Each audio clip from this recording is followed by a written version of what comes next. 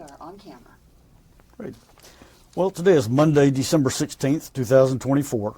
My name is James Otley, and I'm a volunteer with Buckhead Heritage. And with me is Judith Vandover, also a volunteer with Buckhead Heritage, and Sue Verhoff, Director of Oral History and Genealogy at the Atlanta History Center. We're here today to record the oral history of Ms. Alana Shepherd, who is, among other things, the founder and chairman of the board of the Shepherd Center. We're honored to have you with us here, Ms. Shepherd, and we thank you for your participation in this project. To begin with, would you please state your full name and year of birth? Alana Jeanette Smith Shepherd, and I was born June 4th, 1930. Great. Right in the middle of the Depression when it started. You mentioned that you were born in Sioux City, Iowa. What took your family to Iowa? We had no relatives there, but my father was a veterinarian, and he and two other vets were in the hog collar serum manufacturing business. And so he came to Georgia when I was 13 to distribute the serum to people in Georgia who had herds, and they really eradicated that in the hog population. Is that right? What was the name of the company again? American Serum. American Serum. It was later sold to Abbott Laboratories. Okay.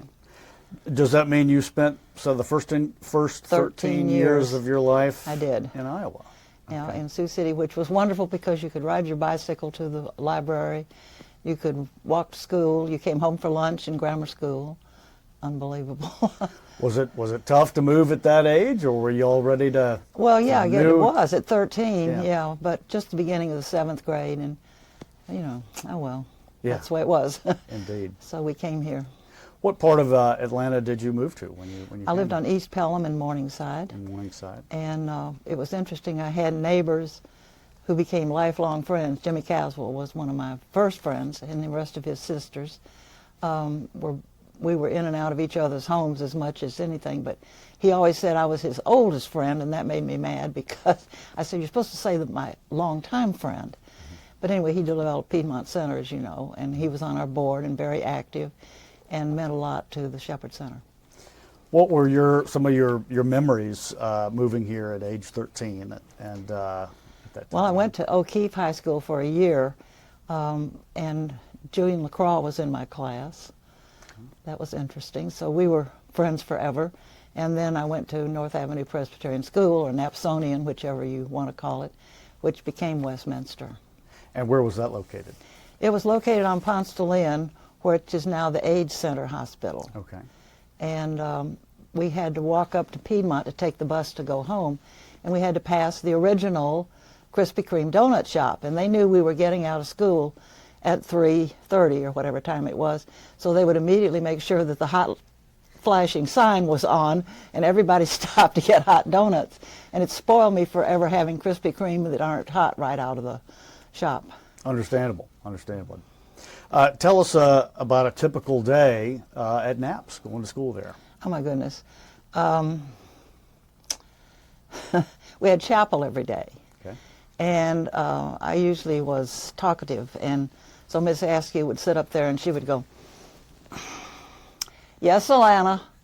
And I was usually on the back row, and so I had to be quiet at that, so we went on. And then after I got to into my early married life, we were at Druid Hills Presbyterian, and Miss Askew was in my Sunday school class, and I had to do the devotional one day, or the whole program, and I was about to come apart because she had been our Bible teacher. Right. In the senior year. You took Bible as a history.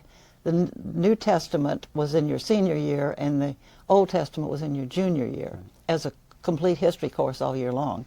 Oh man, we had to memorize chapters, some of which I can still repeat. Now, did she make noise during your devotional, like you did? Well, I was not her favorite person, but that didn't matter. How many people? There were 33 in my class, okay, and only about 3 of them are still alive, I think. Okay. Most of them have gone by the wayside, but 33 was a pretty small class. And then after school, the boys would line up outside on the street down on Ponce de Leon, waiting for everybody to come down, or if they dared, they would come up on the campus. She didn't like that at all. Okay. Miss Askew was not a fan of the boys coming up there, and occasionally one of them would come up the drive and make a circle. She would come running out no, you can't do that. It was funny. And we had senior hall, which was a little hut almost, and only the seniors could go in it. I think So once it that's- became Westminster, they called it the hut. I think they still Yes, have one. that's right. They had the hut at Westminster. So Was that perhaps the origin of the name, you think? I think so. Yeah. Yeah, but only in that at Westminster, only the seniors could go in it too. Isn't that true? Do you remember? I'm trying to remember myself. I think I remember that's something about that. Yeah, I think it's only for the seniors. Yeah. So it became Westminster 2 to 3 years after I left, Okay.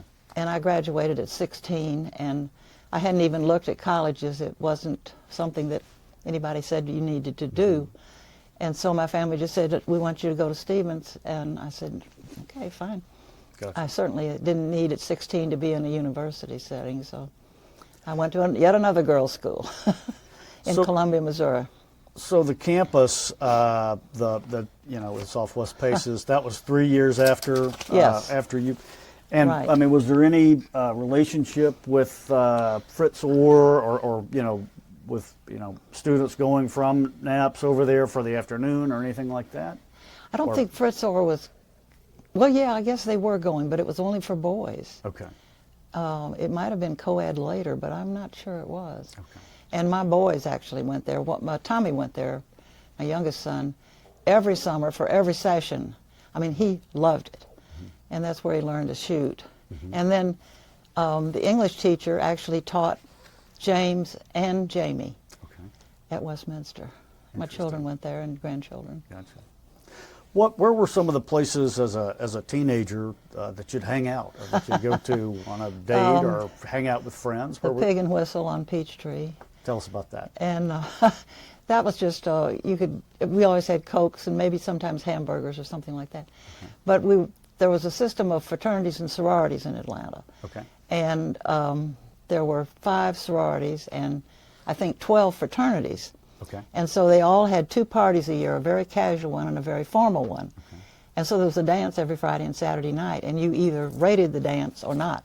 You got an invitation, and if you were really big stuff, or thought you were, or somebody thought you were, you got to go to all of them. And I did. That's fantastic. It was fun. It was just a dreamland. And at intermission, when the band stopped playing, there was a live band. Usually it was at the Biltmore, but occasionally Druid Hills Country Club also was another site. And at the intermission for the band, everybody ran out, piled in the cars, and went to the varsity, and had a PC and a chili dog or whatever they were going to have. And there was a rule that girls could not put their foot down on the ground in the parking lot, or you were a bad girl. Okay. I mean, come on. Yeah. Insane. But if the car was parked close enough, you could step over into the car without touching the ground. I got you. And that was allowed. It was hilarious as you look back on it. When did I've heard about the fraternity and sororities for high schools, and even saw some painting, some stuff painted in this cabin that my grandmother had on her Yes. that the girls used for Sure. whatnot. Their meetings every For their Sunday afternoon. meetings, right. And the boys would show up for all the meetings of the girls' sororities. Is that right? Yeah, Okay. you didn't go to their meetings, but they came to yours. I gotcha. And so how big would one of these sororities be? Was it Atlanta-wide or kind of Buckhead-wide? No, it or- was snobbish, unfortunately. And there were no Jewish girls in them. Okay. And that was sad. But, they had their own groups, and they managed in spite of all of us. Gotcha. It wasn't a conscious thing. It just wasn't. Right. And it was kind of different. But the boys, with so many, they were just they were just hilarious. And if you got if they pinned you with their fraternity pin, it was a big deal. Gotcha. You were supposed to be going steady. Oh, and they had no-break cards for the dances. And so they had 3 or 4 no-breaks, and somebody would say, I want second no-break, third no-break. Otherwise, in between, they broke on you constantly, and you could hardly dance without somebody cutting in, and then they'd be lined up, and the next person would cut in. It was fun. When did that kind of phase out? When they in Atlanta? did away with Boys High. Okay. And Manaps left, and Washington Seminary became Westminster. Right. No more. Okay.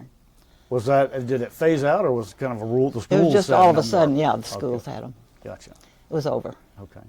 But by that time I was gone, so it didn't matter. Were there any other places that you'd hang out as a teenager? Like Fred, we hear about Fred's Fruit Emporium. Oh yeah, I and- know. I didn't hang out there. Okay. The North Fulton group did Okay, more than the rest of the people in. I got you. Okay. So you said you went to Stevens, and where is that? In Where's Columbia, Missouri. It's Okay. right next to the University of Missouri. There's about a block in between us. that? Okay. But I'd already kind of committed to be going steady, so to speak, with Harold, so I didn't really date very much, a couple of times, maybe 3 or 4. But I was into sports up there. I would sometimes get up early and go out to the golf course and play a quick 9 holes before class. Oh wow.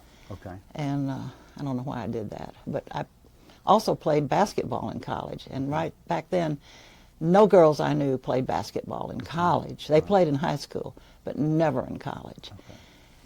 And that was fun. We played the University of Missouri and Christian College and other things around. Not any big thing like they have now that's more organized with all of the colleges. But Right. I enjoyed that. I played every sport from hockey to tennis, golf, basketball. Anyway, I was into sports a lot, and student government. So I got elected secretary of the student body. And when they publish the annual, they have Stevens has the 10 ideals Okay. of girls they select. I don't know who selects them. Maybe the faculty, I'm not sure. Never did know. And I was the ideal of health. Huh. How prophetic. Yeah. I mean, I had no idea why they picked that. I thought, what are they talking about? Why did they do that? Yeah. No. Well, absolutely. That is prophetic. It is. Yeah. I mean, I can't believe that. Tell us again how you chose. Maybe you said your parents chose it for you, Yeah. or how did they know about it, or how did I that? have no how did that idea. come- My mother knew about it, I guess. Okay. So Gotcha. that was it. And you met Harold. Tell us about that. Well, I knew him in high school. Right. Everybody knew. That was the thing. The fraternities were in all the schools. Okay. North Fulton, a few from Decatur High, a few from Girls High, Knapp's, Washington Seminary, Marist, and North Fulton. Okay. Those were the schools. And so you knew a whole bunch of people from all of those through all those activities every weekend. I gotcha. And I'd just always known him, big deal. I didn't think much about it for a long time. Then suddenly it clicked. Where did you have your first official date? I don't remember. Don't remember. I don't remember. Gotcha. And again, going back to high school, did you play? You must have played sports in high school as well. I or- played a little basketball, played volleyball, and I was playing golf a lot, and some tennis. Okay. And I spent summers at East Lake because my parents were running the business here downtown, and they would take me downtown in the morning, and I would get on the trolley and go out to East Lake. My brother and I, he was at Marist. My brother and I, we would spend the day at the country club Okay. at East Lake. Okay. When they had a lake and a beach made out of sand, Right.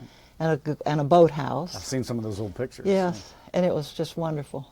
And then we could go to the Saturday night dances and have a gin Ricky, is that what it was? Something with lemonade and gin. And nobody questioned how old we were or anything else. Right. It was kind of, and the same thing with Robinson's Tropical Gardens. You could go there for parties and there was no such thing as carding anyone. They just let anybody do what they wanted to do. Right. And what But years would that have been, talking about Harold's Tropical? 46, 47, 45, 46, Okay. 47. Okay. And I graduated in 47 Okay. from high school. Do you remember at one point, or I think I've seen a picture of at the Tropical Garden restaurant, they had a boat there that looked maybe it was a replica of a steamboat or something like that? I don't remember that. Okay. I guess I only went at night. Yeah. But that was way out to cross the river and go to Robinson's Tropical Garden, and that's canoe now. Mm-hmm. And one of the brick walls is still there. And when we were there one New Year's Eve, and it got smoky, and I certainly didn't smoke, and I said, ooh, my eyes are watering, I can't see. So Harold put his fist through the window, broke it, and cut his hand, or his arm, on one of his father's white shirts. And Jimmy Caswell was there that night with Carolyn. Is that right? And my brother had dated Carolyn, Mm-hmm. but Jimmy was more interesting to her. I got you. What did you study? And you might have touched on this. What did you study at Stevens? Actually, what did you major in? Or? You didn't have to major at that point. All right. And you could just do whatever you wanted. And I had applied for Georgia. I was going to go on to Georgia after that. And then we decided I would get married that summer, so we did. And where did you get? Fall, excuse me, at Druid Hills Presbyterian Church. Okay. Fantastic. So reception at East Lake. Fantastic. So you moved back in about what year would that have been? 43. 43? 13. Well, I'm sorry, moved back from college to Atlanta. Oh, I graduated in 49. It was only a junior college at that point. All right. And did you go on to Georgia at that point, or you said you got married? No, we got married. So what was life, tell us about social life or living in Atlanta in 49, 50, 51. Well, actually, we kind of traveled where Harold was building roads in North Carolina and so forth. And then after I had twins, we went once more to Laurinburg, North Carolina. He moved asphalt plants here and there and paved roads.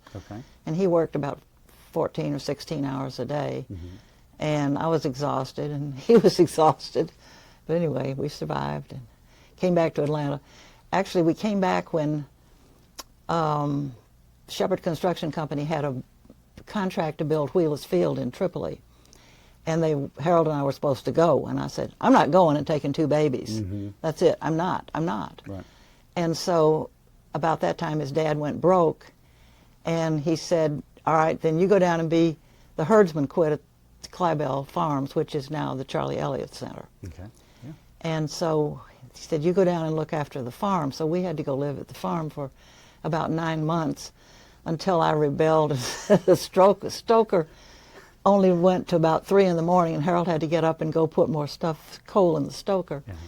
We didn't have a telephone in that house that's still standing there. It's a very historic house, actually. Have you ever seen a picture of it? I have. Yeah. The steps go up like that in the front, but everybody goes in the side door and up. And that was interesting. We had 1 car, and he worked all the time. Of course, the next grocery store was in Mansfield, and it was pretty limited. If they had 3 potatoes in the bin, that was about it. Oh, gosh. Interesting times. And we also had 2 children in diapers, cloth diapers, and no washing machine. Oh, man. I felt like a pioneer lady. But anyway, that all worked out. We came back to Atlanta, and we built a house on Pine Stream. We're there 7 years. And when Roby and Louise Robinson were killed in the Paris crash, the Cates bought the property to develop it, and we were at the dead end. And Harold said, let's get out of here. Go find a piece of property. So we looked on River Forest and found that and built a house there, and bought the property from Morton Rolston. And I will tell a little more about him in a minute.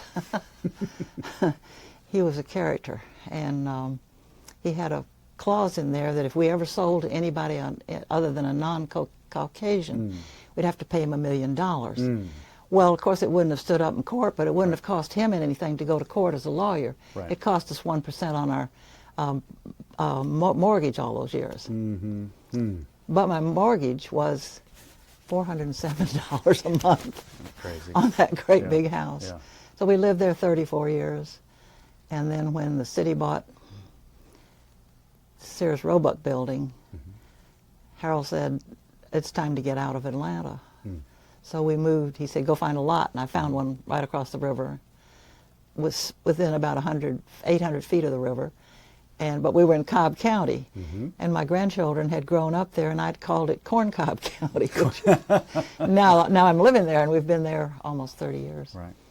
Do you want to tell us a little bit, just a brief history of the Shepherd Construction Company? Or? Well, it had a lot of contracts in Brazil, for instance.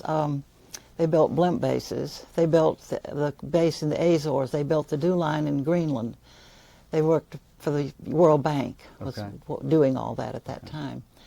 And anyway, then they hit an underground river in Columbus that the Corps of Engineers didn't even know was there. And so there was a big lawsuit, and it took his dad into bankruptcy. And it took about 7 years to settle the case in the United States government. So that was sad. But anyway, Harold and his brother restarted a business in construction, and it was very successful. For sure. Well, you know that I'm gonna ask about the Shepherd Center, and Yes. I mean the Brazil contact was an important one. So Harold's brother Clyde was down there, and he made a friend out of Adolfo Gentile, who had been in the Congress there and was from a very prominent family. So when James was injured, I'll start at his story. He had been backpacking all through Europe, and then to Africa. Mm-hmm. And Dana, his twin sister, joined him there in Cairo. She got there one day, and they didn't find her for 2 or 3 days, although they knew she was at the Hilton. Mm-hmm. They just didn't find her. So then they traveled on down to Ethiopia, and Haile Selassie was outside a theater one night where they were watching the crowd. He was going in for some performance, and he liked Americans. He saw them standing there in their blue jeans and dirty T-shirts, and he said, "Please come and be my guest." So they sat right behind him. And then there was an overthrow of the government, and first they'd been in Cairo, and they got a call in the middle of the night. The Six-Day War had started, and the people said, "Get out, get to the airport and leave right now." Mm-hmm. So they did, and then that's when they got to Ethiopia. They went on down the east coast of Africa and finally walked into the Mount Kenya Safari Club one night. And who was the travel agent? Do you remember his name? Thomas. Who took what? Thomas Cook? No. Oh, I'll think of it. It doesn't matter. Anyway, he had made when they took short airplane trips instead of hitchhiking, he'd made their tickets available. And he was there that night when they walked into the camp. He said, "I don't believe this. You can't do this." And then they went on to Madagascar, and that was overthrown also. Oh my gosh. And the currency was no good. Then they went into the Seychelles Islands and were body surfing, and James lost his graduation watch in the water. Should have been a message to him, stop this trip right now. But they were on to South Africa then, and then to Rio. And then the second day there, he was on the beach and had his accident. So we arrived the next morning, and that was 6 weeks in a 20-bed clinic with no screens on the windows. And the doctors did the care. The nursing care was unbelievably bad. And so he went from bad to worse. He had 22 units of blood, and that gave him hepatitis. He was too tall for the bed, so they put his feet through the slats. It was an iron bed, and made slings out of gauze. And actually that was good because he didn't lose his heels to pressure sores. Mm-hmm. And the bed was elevated like this, and he was in traction, and the orthopedist would not let anybody move. So he got Pseudomonas and pneumonia because he couldn't move at all. And it just went like this, downhill. And so Delta wouldn't take him because they didn't take people on ventilators.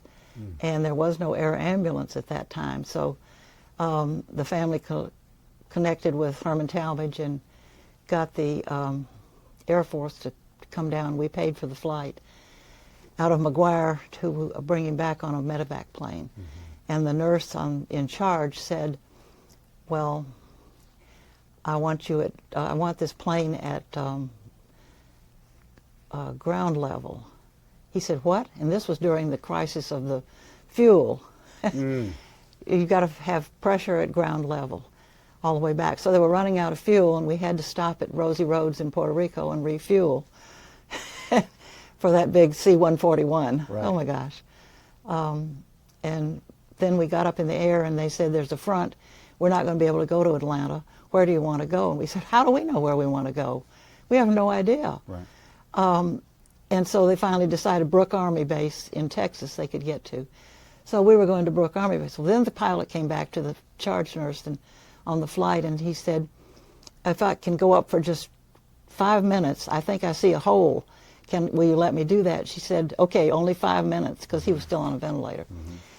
And he saw the hole, and he said, "I got through it." Mm-hmm. So we landed at Dobbins exactly when we were supposed to land. Wow. And there was a whole bunch of people waiting for us, a lot of family and stuff. And they took him to Piedmont, and by that time he was coming off all of the drugs that they'd given him to sedate him.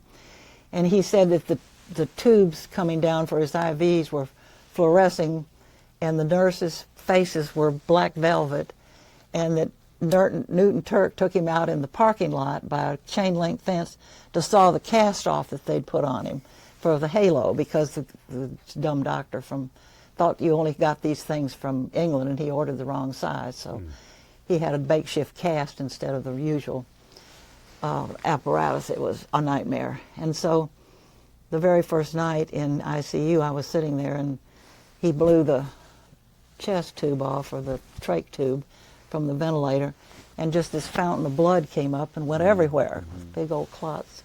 It was unbelievable, which meant his lungs had filled up. So Carter Smith, who was his doctor, said, he was panicking, because he didn't know what to do with him, and he admitted that. He said, I want an x-ray every 15 minutes. I want an x-ray every 15 minutes. Well, he did survive it. God was really in charge of all this, because he should never have survived. We should never have been able to start Shepherd Center. Never. But anyway, so then we were in Piedmont for 3 months, and he went downhill because they did keep him alive, but he had respiratory arrests and everything else just going. So by the time Harold went out to Craig to see it, came back in one day and said, we're leaving. That's where we need to be. And they said, oh, no, you can't possibly leave. It'll be 6 or 7 months. We need to build him up with blood transfusion. We said, no, we're going. And then they started coming around one by one and saying they were really relieved we were leaving. And they said, you're merely making the right decision. So then he was at Craig for 5.5 months, and he was an incomplete injury with his broken neck. He walked out with a leg brace and a crutch, Wow. very much under his own power. But it's interesting, too, we couldn't get him on the stretcher to make the turn on our plane to get to Colorado. So Harold called Rankin Smith, and he said, Rankin, can I borrow your plane? He said, what do you want it for? And he said, well, I want to get Harold out. Our plane isn't big enough to turn with the stretcher and all the equipment. And he said, yeah. And Harold said, well, I'll at least pay for the fuel. He said, no. And he said, yeah, I'm going to pay for the fuel. He said, ask me again, you won't get the plane. And Rankin's children did not even know he did that till years later when we told them. Wow. He was just a great guy, and people thought he was so gruff, which he was, but he was a nice guy, too. So then after the 5.5 months, he walked out with that leg brace and a crutch. So he and 2 or 3 other people who'd been out there said, well, somebody ought to start something like that in Atlanta. Why don't we have something? And that went around a while, and then somehow it became us. So we found Dr. Apple, and he said, oh, I know it'll go because it's so needed. So he found the space in the old Paces Ferry Hospital for us to lease. They were going to put a nursing unit in there, nursing facility. And this would have been 1974, 75 at this point? 75. 75. Yeah. He came back in 73. Okay. And in 75 we started. We got 6 beds to lease, and we were a not-for-profit in a for-profit institution. So as Dave Apple said, we had a 7-year war with them.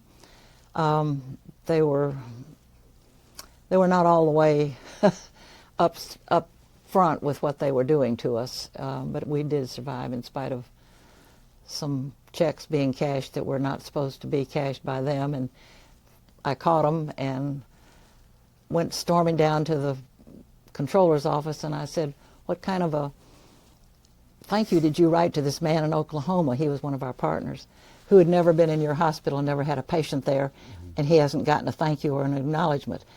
And they admitted it and paid us the money and the interest, because they knew I could have put them in jail. I should have, but I didn't. We were too busy. And anyway, we just didn't get sidetracked on stuff like that. We were focused to open a 40-bed hospital and hoped to go to 80 beds. And so 7 years later, we got there. What was the biggest challenge of starting the hospital? Raising the money. Raising the money. Okay. Yes. And so Harold went to Scott Hudgens, who owned the property on Peachtree. Okay. And he said, Scott, I need to buy that property from you. Would you sell it? He said, well, what do you want it for? And he said, well, not for me. I want it for the hospital. He said, well, that's different. Jackie and I have always wanted it to be used for a higher purpose. And so he said, I've priced it at $1.5 million, but I'll sell it to you for $1 million, and I'll give you $200,000 at the closing. So we got that 5 acres on Peachtree Road for $800,000. Wow, that's amazing. And then the next piece is, And we moved in with 40 beds open, and it was just wonderful. And we had the goal of going to 80 because we had the third floor shelled in. We thought 6 or 7 years we'll do it. 18 months later we had finished it and we had 80 beds because there was such a need. It just built. And the same thing happened at the Paces Ferry Hospital. We had, after the first week, we had 2 more, and the next week we had 4 more. Got up to 15 patients. We finally ended up with about 30 because there was no place that was doing anything like that anywhere around in this area or in the whole Southeast. So it just grew and grew and grew. And we found mostly people in the highway industry were the people who gave the money. Harold put it on all of them. Right. Why don't you join us? Right. And I had some friends, and we had some people in bank foundations who had known a quadriplegic, and they would give us money from their foundation that they oversaw. Sure. So that was helpful too. But when we started, we didn't have the money. So James talked to Beausoleil Jones, who was head of the Woodruff Foundation, and he said, no, go ahead and start. Once the bricks and mortar come up, you'll get the money. Well, I don't know whether we thought that he was going to give it or what, but anyway, that did happen. That's very true. Once we started out of the ground, the money came in. But again, it had to be God because we weren't that good at raising money. We were novices, and nobody was helping us. Nobody was advising us. I didn't have a mentor. I mean, people were distancing themselves, and the joke went around, don't let Alana near you because she'll get your wallet. Well, not true. I did not act like that. I'm very soft, and if somebody wants to support us, I hope they do, but, it's okay. Let's see what you do, how you feel. And if you come over and see it, you'll probably want to give, but it's up to you. So I try to do a very soft, that's just my style. But we made it. Indeed, indeed. Can we talk about the Paralympic Games at one point? Yeah. Could you tell us about that? Well, the Paralympics were not going to be coming to Atlanta. We've heard that. And the powers to be, I'll put it that way. I won't go into names. The powers to be did not want anything to do with them. I don't know why. But we were going to do the work. So we thought, well, we're going to go for it anyway. And so we did. And there was an article in the paper where I called 6 corporations, which were nationwide usually, the Sinful Six, because they refused to release their category. And so we could go to them for money. So we just found other categories. And we did it. We raised the money. We put on the games. And they were successful, and we had money left over for Blaze Sports. So we gathered a wonderful board of people who were just thrilled to be part of it. And we were excited that we put on the largest attended games that had ever happened.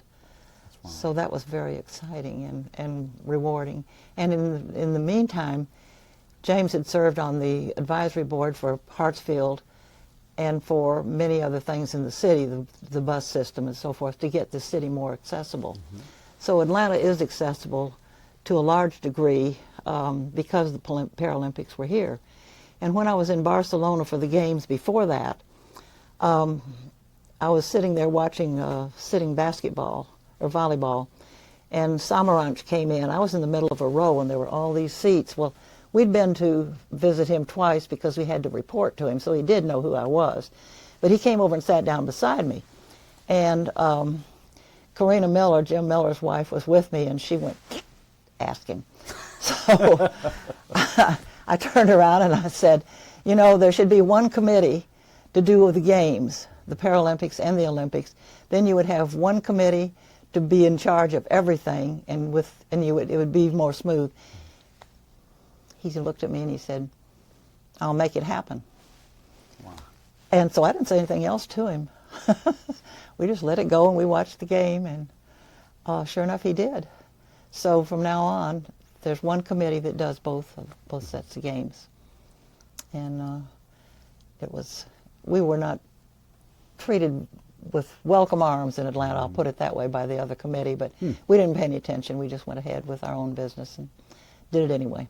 That's fantastic. And the A.D. Fraser and Charlie Battle have both apologized time after time to me, have sent me flowers. We're so sorry about the way things went. But anyway, we were thrilled, and it meant something. It was a job well done in the end. Indeed, indeed.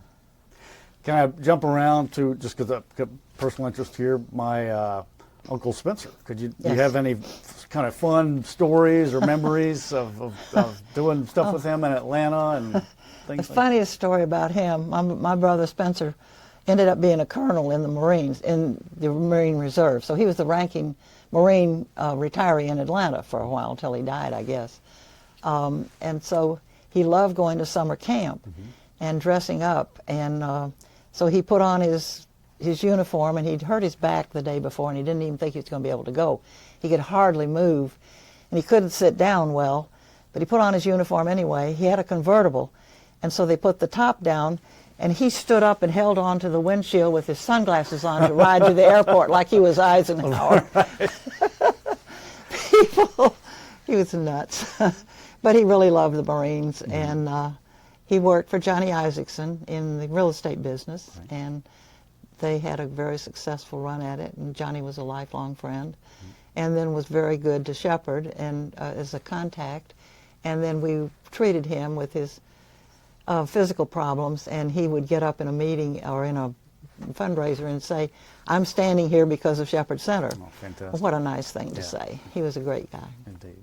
Any childhood memories of palling around with Spencer and? Oh, that was when Marist was there was a military school for boys only, and had the parade ground down there next to the church, and then Sacred Heart had for the girls was on the edge of the campus. So he was educated by the priest. They didn't have very many lay people teaching back then. Is that right? And then he went on to Georgia Tech, and was SAE and president of SAE. Loved it. Loved Georgia Tech. So that was his life. Indeed.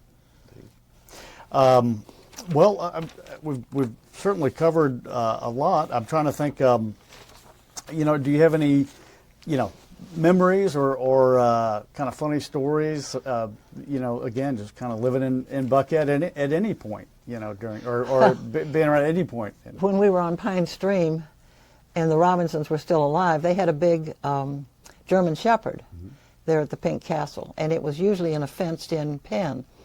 Well, James and some of his friends on the street figured out they'd let the dog out, and then they'd take it to the front door and say, "We found your dog down the street. He got out somehow. Well, come in and have some lemonade and cookies." And that went on about 2 times, and finally they caught on. Figured it out.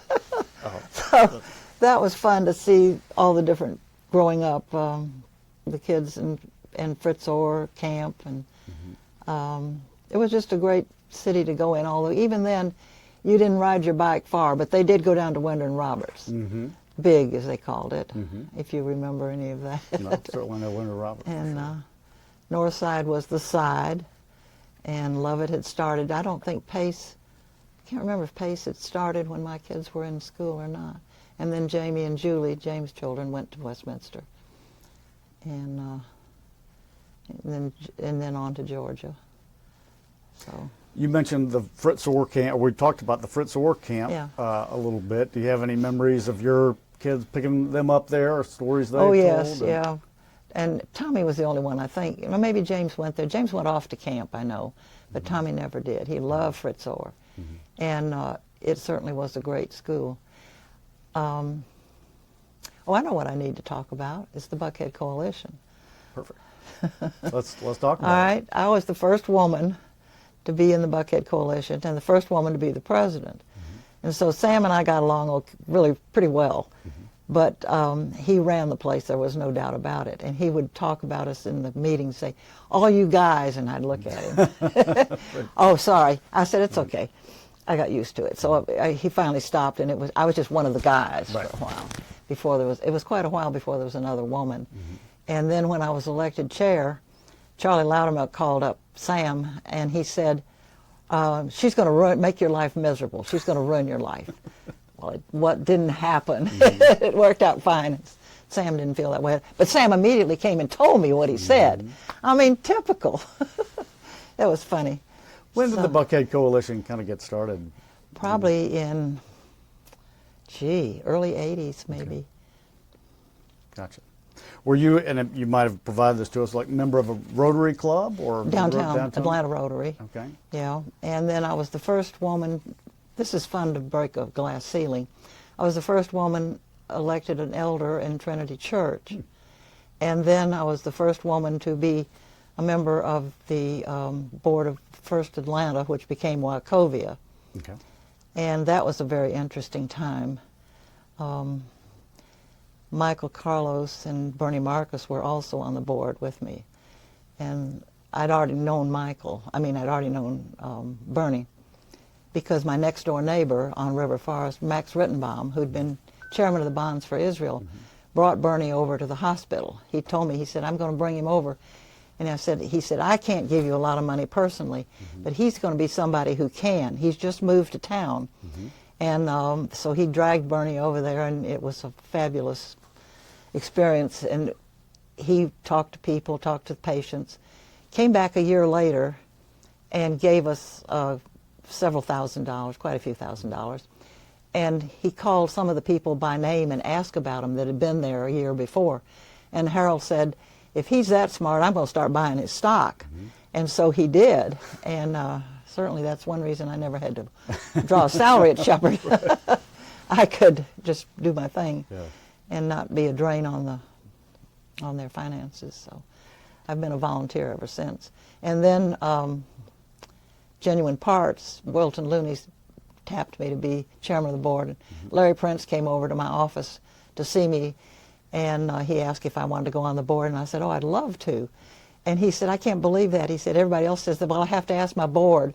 And I said, I don't have to ask anybody. But I would love, so I was the first woman on Genuine Parts, but in every case, the sky didn't fall. Right.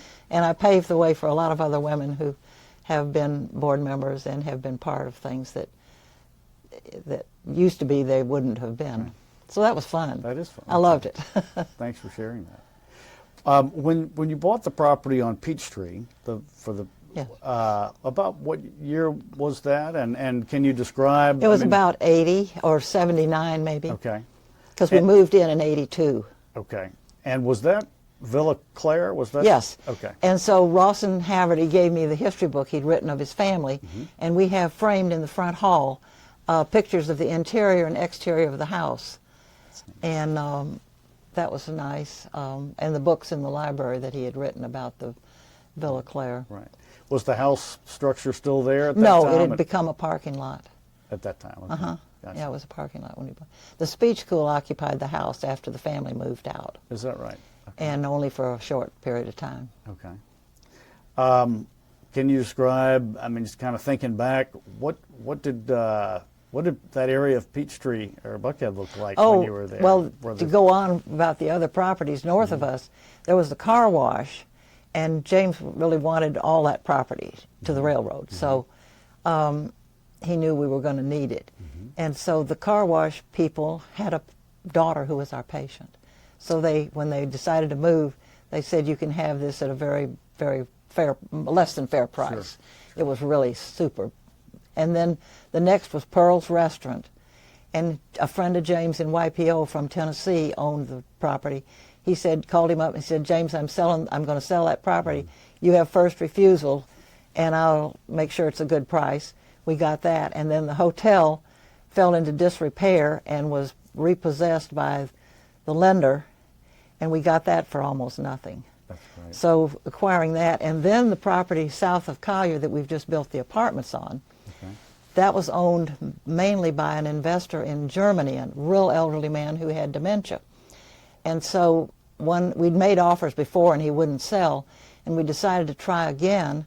We did. We caught him on the only clear day he had in the year, and he said, yes, I will sell. We got to buy that. One blessing after another, right? Everything that's ever happened at Shepherd has been just like that. It's just amazing. Bernie's big gifts have come at a critical time each time, and he named the second building, the Marcus Building, in honor of her birthday. And Jane Woodruff, who was my neighbor and friend, and I was very careful not to, I didn't pay any attention to how much wealth she had behind her, I didn't even know, I guess. But she was just a friend, and I always treated her that way. And so we remained friends until she died. And there were only about 3 of us left at that point. Gotcha. So I saw our boys grow up and on River Forest there. And then Bill Parker's children were there. Charlie Nunley. Bill Hatcher was behind us. He was a board member. Talbot Nunley's a board member. Virginia Crawford was across the street. She was, of course, so helpful, and we'll never forget her. When James was in the hospital, he was in this circle electric bed, and you had to turn him face down for a while, pancake between 2 stretchers. And she got down on her back on the floor at Piedmont to read him a book. Oh. And she, of course, gave the money for our first kitchen and cafeteria, and then for the Virginia Carroll Crawford Research Center, which is still going. She gave all the seed money there. So it was our neighbors around on River Forest that were board members and supported us. That's neat. It was really something. Tell us a little bit about, you mentioned the apartments. Are these specially designed? Oh my goodness, Tell yes. us about those. They are, they're fabulous. And where, you said south of Collier, tell us where they're This located. is just behind the Shell station. I guess it's a Shell station, whatever the gas station is, on the corner of Peachtree and Collier. Okay. We have the rest of the block to 28th Street.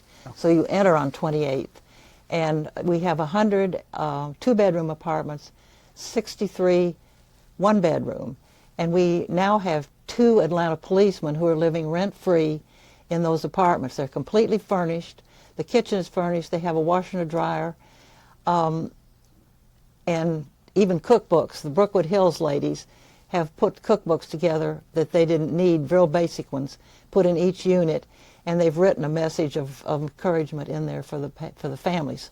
So the families who are more than 40 minutes away can stay in there until the whole time their patients are there for no money at all. That's fantastic. It only cost us $17 a day to operate them because we don't clean them every day. The people who live there clean them. Right. It has a health club. It has a big recreation room. And on the 15th floor, we have a sky deck with an outdoor deck, which you can see from Peachtree as you drive down. And it's just beautiful. There's a catering kitchen, so if people want to put together a Christmas Eve party or whatever, dinner together, some of the families, they can. And 2 weeks ago, which would have been mid-December, we had already had about 100 families in there from 13 states. Our patients come from every state in the United States and from about 70 foreign countries. So we always have people from other countries. A lot of families moved to Atlanta because of Shepherd. We had a young man from Austria who the State Department flew directly to us. His parents were diplomats with the embassy there, and he had lost an arm and been paralyzed in a terrible accident. And they flew him right in, and they have now moved to Atlanta and live here because of Shepherd. So we see that a lot. People in other communities who can, with their own business, whatever they happen to, whatever state it is, happens to be, or whatever kind of business they have, they're able to move. They do, because they want their family member to be able to take part in the recreation therapy, which they can do with the rest of their lives, come in and play on our teams and so forth. So there's a lot of that, and for the care, especially with people who are higher level quadriplegics. You mentioned the Orla crash at one point. Oh my goodness. Well, one of our doctors, Dr. McDonald, his brother Paul was in James' class at Westminster. And he was one of our main orthopedists. And his parents were both in that crash. But I knew so many that I think I went to 14 different houses with my children after that crash to, you know, say, we're so sorry. And it shattered so many families that our kids were close to, and that we were as adults. Were there any possibility or plans that you would have been on that flight, or no? Business? Okay. We traveled a lot, but I didn't go in groups like. Well, we did go on some Georgia Tech trips. Oh, I don't know, but that was great. But I've gone every place I want to go, so Gotcha. That's fine. Again, I just kind of, since I love Buckhead so much and how Peachtree has changed. Yes. What was, I mean, do you remember So give us some of your memories, if you would, of like how Well, we Peachtree look has at the changed. Darlington, and when they reached a 1 million mark on their sign, they gave a lemonade and ice cream sundae party for our patients, and gave everybody a license tag, which I still have on the front of my car. It's in the workshop now, but it says 1 million population or something like that. And you remember when that... So I remember when that happened. We were across the street at that point. And now, of course, you see all the different buildings that were one story are coming down on Peachtree. That's just not a wise use of the real estate. So everything's going to be 3 or 4 stories at least that's built along there from now on, probably 7 or 8 or high rise. Do you remember any of the kind of the fun landmarks like the Ferris wheel at the corner of... Oh yes, corner. Did you ever Far go Road? there? No, but I looked at it, and of course I know the guy that owned the property. He's really hung with that once it quit running. Yeah. And that building has been a lot of things since. But someday it's going to get repurposed. But there are a lot of real estate people who hold on to their property thinking it's going to be even better, and it's going to be. I mean, look what's happened in Buckhead. Right. All those high rises, it's amazing. And some of the McMansions that have been built, not as many as further out probably, but a lot of properties have increased in size, and are just, it's fun to see. And I still ride around whenever I'm driving in Buckhead. Well, that house is so-and-so's house, that's so-and-so. You know, they're the people that live there that I knew, and that's a lot of fun. What was at the Benihana? What was on that property before it was Benihana? That was the Pig and Whistle. That was the Pig and Whistle. Okay. Yeah, I think so. Wait a minute. Let me think a minute.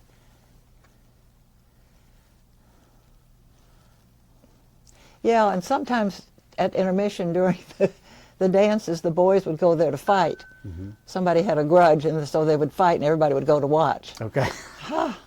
Can't believe it. Kids don't do that now that I'm aware of. Yeah. That changed. Yeah. But that was something, and people would have some. There were a couple of wrecks at intermission. One from Druid Hills Country Club one time, and the kids, 2 boys, hit a tree and were both killed, and that was terrible. Was it? Speeding. It sounds like it. Well, sounds like Speeding. it was where you know, intermission would happen. They'd need to speed to the varsity and speed back. I it sounds guess. like. I guess they like to speed anyway. Yeah. There was a lot of racing because the streets weren't crowded. Yeah. And I know that when 285 opened, the same thing went on. There was nobody on it for a while, and a lot of kids raced and raced. Unfortunately, I think James was one of them. And he also went to the Speedway, the drag race place over there in Douglasville or someplace. And he had all these trophies in his closet, and his dad went up one day and opened the door, and he saw all those. He said, "What are these?" He said, "I've won those drag racing." And he wondered why the transmission had come out of the car 3 different times. That was exclusive. He said, "I wish you'd taken me with you." Right. Oh dear. But And so you live in Cobb County now, or Vinings Yes. area. Yeah. Have you seen any changes that have been notable over the years? well, of course, that area's changed a lot. When I come out of Woodland Brook, I never turn left to go back up into Cobb County. I always turn right and come back into Buckhead. So I can't say I'm really a citizen of that area. Do you remember when the bridge was just the 1 lane? Oh yeah, 1 lane. And then when Hermie Alexander was killed, and he put her sign there, and it's still hanging. I noticed it the other day. It needs painting again. He actually married an distant in-law, like you. Yeah, okay. Right on. For his second wife, Helen, was my niece's stepmother. Okay. So I knew him and loved their house up there on that hill, that very modern house on Randall Mill. Excuse me, the beginning of Mount Perrin, Right. up on the right. I don't know who lives there now. And the little church there where Mount Perrin dead ends into Paces Ferry is still there. It nearly went under and was going to be something else or torn down, but there's a congregation now, and I think they meet every Sunday instead of every other Sunday, or 1 Sunday a month they used to. Well, at least it was saved. Yes, and Beverly DuBose was a friend, and he would let Tommy come to his house and look at all his, just take his friends and go down and show them. Beverly didn't even go down with him, and neither did Doofy. They said, you just go down, you know what to do. And they trusted them to go look at the collection, which is now up in the History Center. Right. So that was very interesting. And now I talked to Bo and his days of when they paid construction crews to let them know if they were hitting a bunch of munitions or artifacts. And so in the Heart of Atlanta Motel, that was the big one. Well, Beverly Bose got there before the police got there, and he took it all. Is that right? Yeah. Huh. They took everything. Right. And the property that I'm on, which I said now is within 800 feet of the river, but on the Cobb County side, supposedly there's something buried around there, gold or something, supposedly. And so when Dolph Orthwein sold the property, he said, well, maybe you'll find it one day when you excavate for your base, but be sure and look. Well, I have no idea. But there still are the ramparts there and the trenches from the Civil War. And on our street on Polo. Gotcha. Well, are there any other topics or stories that you would like to tell us about your experience in Atlanta and Buckhead and the Shepherd Center? Or I'm thinking of Herbert Elsis. We had a Paces Ferry Civic Association, and Charlie West and Dennis Love, what's his name? Erskine Love, Beverly DuBose, all the big important men that were in the area, and me. I was the only woman. And we were meeting at Herbert's house, and Morton Rolston came in, and he was always suing someone. He was always suing someone. And so he came in, and he caused a big ruckus, and Herbert got up, and he was the most gentleman person that ever lived. And he said, Morton, I want you to leave the house in front of all these people, and everybody went like this. And Morton wouldn't leave. And he asked him 3 times, and he finally got him to leave. It was mortifying for all of us to sit there, for both of them. But Herbert was such a gentleman. He was just one of the nicest people you could ever know. And I was part of that evening. That was amazing. And he finally left. But he was angry, very angry. Oh, my goodness. He would come drive through the neighborhoods and look up, and if you'd cut a tree that was dead, he thought it was still his tree, and he had something to say about it. Different sort of a guy. Gotcha. Some other things like Lenox Square opening. Was that a big deal? Do you have any memories of going to that? Yes, absolutely. And Ed Noble was one of our good friends. In fact, there's a whole big area in the new Innovation Building that's going to be named in his memory.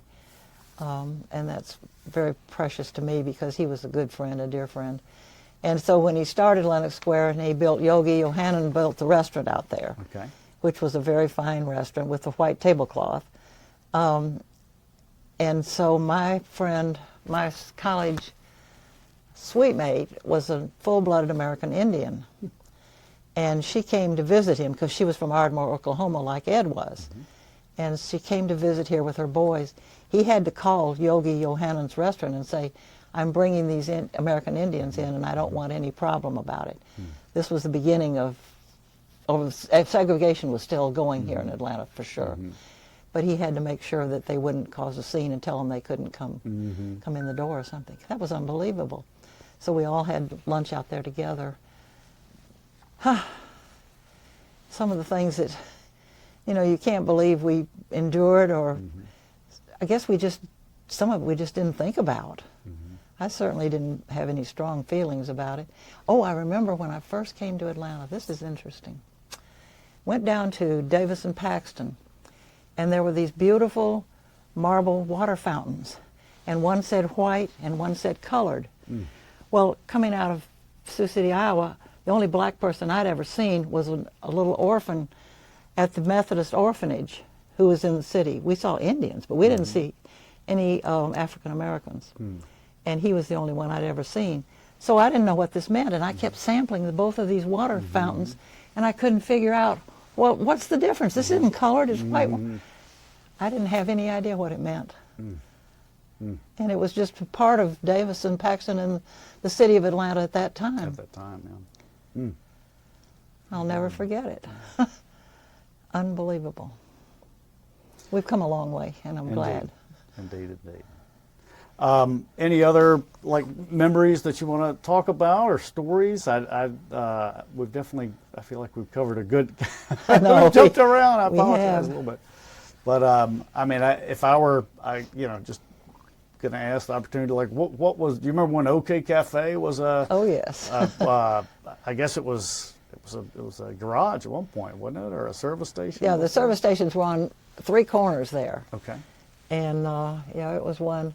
And Richard Lewis and Susan DeRose, who operate it now, are great personal friends. They grew up with my kids and were in our house a lot and so forth. So we're great friends, and I'm glad to see it being the powerhouse it is. I mean, Richard and I had lunch the other day, and he said that's where half the deals in Atlanta are cut, over the tables at the OK Cafe, and that's true. And then Bones also. And Bones has been a staple. A lot of restaurants have come and go. I remember when they built what is now, what is Tony Conway's place across the street, across Piedmont. Anyway, it was Anthony's. Okay. Wasn't it? That's right. And when they built that, the people were from Memphis, and he had all old pine floors and all old pieces of things that he used to construct it. And I remember it took him a long time to build it. And he operated it for a while, and then it just kind of faded. But now it's got a new life. And then Flourish is now what was the Chrysler dealership on Piedmont. That's certainly a change, and that's such a beautiful venue with a lot of parking, which is important in Atlanta for sure. And then the fish market, when the big fish went up, I remember, it was gleaming copper, and now it's weathered. So it's completely different from the first few years when he put it up. And the Ida Williams Library, was there you probably have memories of Yes. that, the original one. Yeah, the original. I hate what there is now. Oh my. And the same thing with the library on Northside Parkway. When they first built that, I thought, this is some architect who's decided to just ruin Buckhead. I mean, it was a shock to see that place. It was 3 different colors or something. Still is, of course, but it's blended in now, and the shrubbery's grown and the trees have grown, so it's not the same. I fear for all the trees in Atlanta that are so old. You look on Peachtree Battle, and there are about 5 more that are going to come down, and they are, this big around, and they're going to come down, and I hope nobody's in the way when they do. They'll probably fall in the street, because most of the houses are up a little hill, except down on the very left. And then, of course, Bobby Jones Golf Course fell into disrepair, and now it's perfect. And they're building the clubhouse, and then the opera's going to build a house right there, or a facility.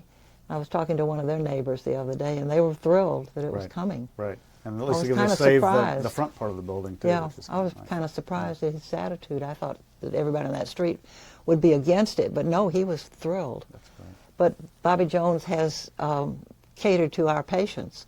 They have a golf program that they have just for our patients and other people with a disability. So that's a good use, extra use of it. And I played tennis at Bitsy Grant for many years, and watched those guys on court 1, as Bobby died, and all the hot shots tennis players. That was fun. Alan Elsis in his interview said that either he or one of his family men, maybe his brother, organized a pretty competitive tennis league there. Yes. Can't remember the name of it. But, this doesn't have to be the last question, but when in 1950 or so, how long would it take to get from on Peachtree, to get from downtown out to the Lenox Square area? How quickly could you do that before Probably 15 minutes if you were clipping along. They didn't have as many stoplights, of course, then, and they weren't synchronized anyway, but you certainly could whip it out. Traffic is completely different now, but I don't really mind it. That's when I do my best thinking, is sitting in traffic, There is nobody to talk to me, no distraction. That's the most positive thing I think I've heard about Atlanta traffic. I don't really mind it. I mean, you've got to plan ahead, and you've got to take a lot more time to get somewhere. But that's the way it is, so you might as well. But I do sit there and do my thinking. That's great. 15 minutes from downtown to Probably. Lenox. That was quick. And then the bus service, of course, there was no MARTA when I was growing up in Atlanta, and you rode the Atlanta buses. I don't remember what they even called them. They were just buses. And trolleys up too, Piedmont, probably, right? for sure, up Piedmont Road. And Jimmy Caswell certainly made a big impact on the north end of Piedmont with all of his buildings there. Right. Of course, he had investors, but still, that was a big, big change for that area. I think there's one more house still left, Is that right? just as you come off Lenox where it joins Piedmont, up on the hill. I think there's one more. Or there was the last time I looked. Maybe gone. Very good. Well, Alana, thank you so much for Well, you're sitting with us welcome. today and telling your stories Yeah. and memories. And we thank you for everything you've done for the city. And Well, it just kind of happened. I didn't set out to do things. It just evolved one thing after another, and I've enjoyed every minute of it. Love living in Atlanta. I love being here. All my friends are still here, my young friends. And the retirement homes are something new in Atlanta. For sure. You ride out Peachtree or any of them, and Peachtree Hills. Then even Corso, which is where the old Paces Ferry Hospital was. And then the one across the street from Shepherd. Those are all, that's amazing. Something that needed to be there, but right. they could all, I don't want to be in one, but nobody does. That's different. Well, thank you for this, though. I enjoyed Thank you it. for your time today. It was an interesting venture. Thank you. Yes. Thank you for coming.